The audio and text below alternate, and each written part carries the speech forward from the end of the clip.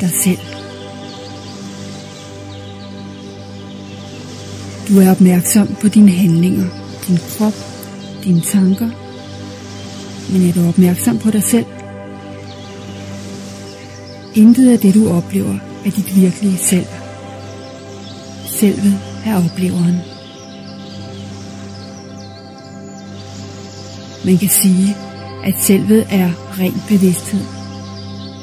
At selvet er ubegrænset og frit. At selvet er fyldt med energi, lys og lykke. Og at selvet er din væsenskerne. Men det er næsten umuligt med stive, firkantede og relative ord at beskrive selvets sande natur. De begrænsede ord når selvfølgelig ikke selvets ubegrænsethed.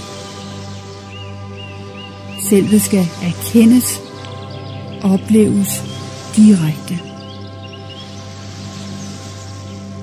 Men selvom ordene ikke når selvet, kan de bruges som en pegefinger, der kan hente opmærksomheden på noget, der ligger uden for fingerens rækkevidde. Ligesom man kan pege på månen og sige, se der, selvom man ikke kan nå den. Hvis du ikke kender selvet, din egen sande natur, er det fordi din opmærksomhed næsten altid er rettet mod dine oplevelser, men meget sjældent eller aldrig mod dig selv.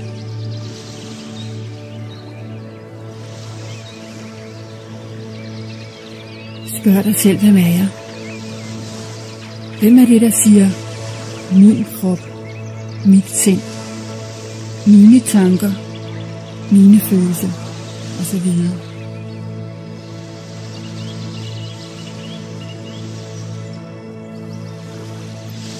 Når du erkender dig selv som opleveren af alle disse ting, opdager du, at du ikke er, hvad du troede, du var.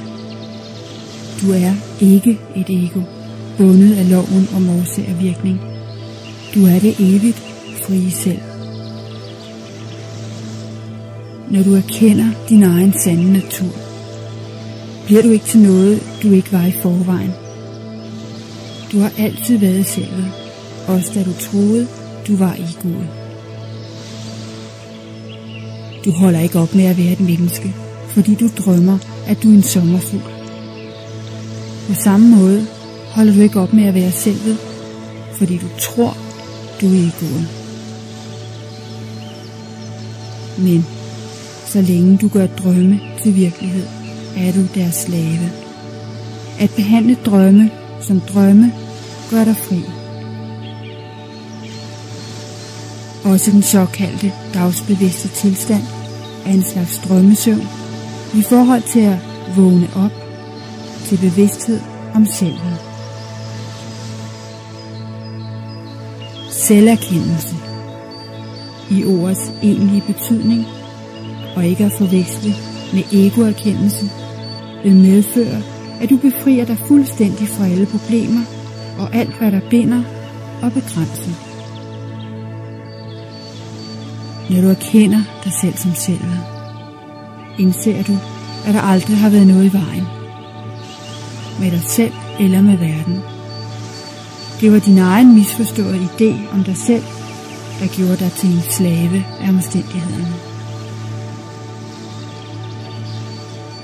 Du er og har altid været, og vil vedblive at være det evigt frie selv, også selvom du indimellem glemmer det.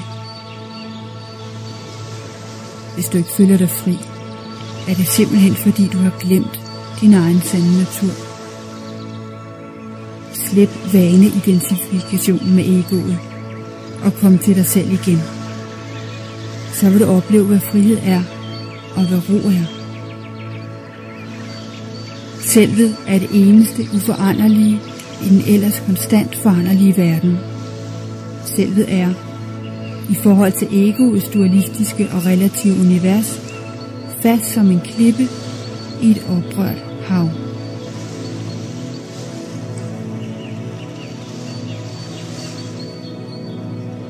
Hvil på den klippe.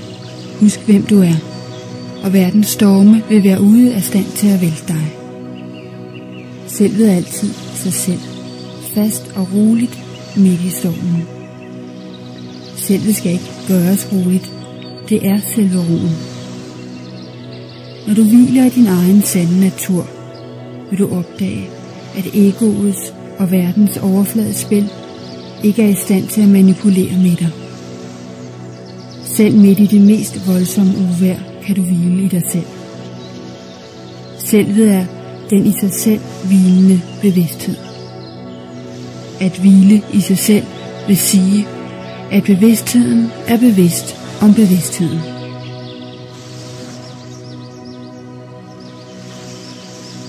Når du hviler i selvet, er du et med selve livets kilde. Ligesom solen giver energi og liv til utallige processer her på jorden, uden selv at være påvirket af disse processer, sådan giver os selvet energi og liv til sindet og kroppen, ja til hele universet, uden selv at blive påvirket. Solen gør aktiviteterne mulige. Det er det hele. Solen tænker ikke, nu vil jeg få en blomst til at gro, men fordi solen skinner, gror blomsten. Selvet gør ingenting. Selvet er. Men fordi selvet er som det er, sker alting. Selvet er kreativitetens evigt sprudlende kilde. Der er ingen energikrise på selvets plan. Husk på, at solen skinner, også selvom der er skyer på himlen. Solen slukkes ikke, fordi den bliver borte bag en sky. Solen skinner hele tiden og giver lys, energi og varme til alt og alle. Selvet er som solen. Når du hviler i selvet, vil du opleve, at din krop og dit sind fungerer spontant og naturligt, helt af sig selv.